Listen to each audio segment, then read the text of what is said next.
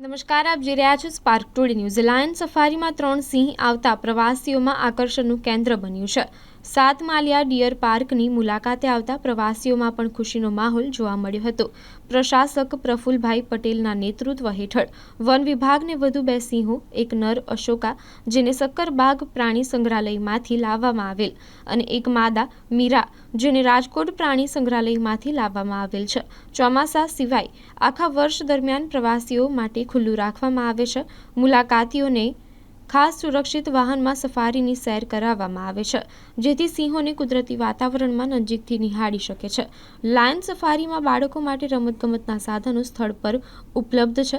એક સ્થાનિક વાતાવરણવાળું સ્વાગત કેન્દ્ર, પ્રતીક્ષા એરિયા, વોશરૂમ અને પૂરતી પાર્કિંગ જગ્યા પણ છે. આ ઉપરાંત મુલાકાતીઓને લાભ માટે કેશલેસ ટિકિટની સુવિધા પણ શરૂ કરવામાં આવી છે.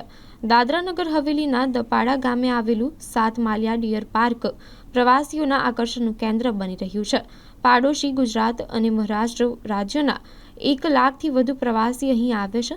410 હેક્ટર વિસ્તારમાં ફેલાયેલું અભયારણ્યમાં નીલગાય, ચોસિંગા, સાબર, ચિતલ જેવા 534થી વધુ વન્યજીવો કુદરતના ખોળે ધીંગામસ્તી અને કિલ્લોલ કરતા નજરે પડે છે, જેને નિહાળવાની પ્રવાસીઓને પણ મજા આવે છે. અહીંયા આગળ પ્રવાસીઓ ગુજરાત અને મહારાષ્ટ્રથી ઘણા આવે છે.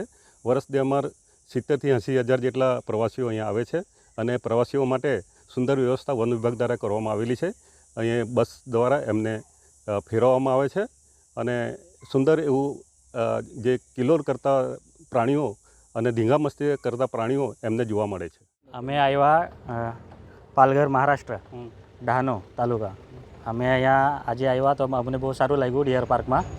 અમે હમણાં અહીંયા હરણ જોયેલા. કેવો સફર રહ્યો તમારો? સારો હતો.